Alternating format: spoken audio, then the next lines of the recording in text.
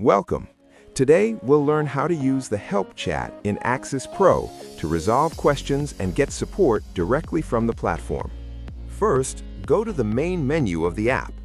Then, tap on the Help option, where you can access the Axis Pro Help chat to resolve questions or receive support. There, you can type your question or ask about anything related to using Axis Pro.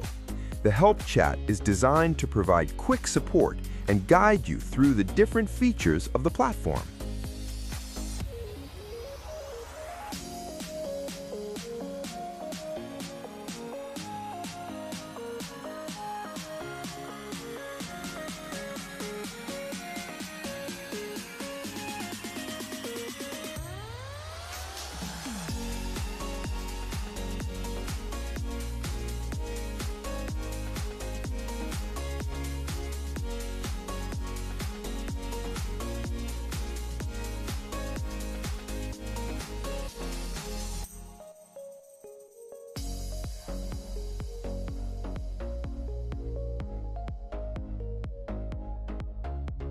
And with that, you now know how to access and use the Help chat in Axis Pro.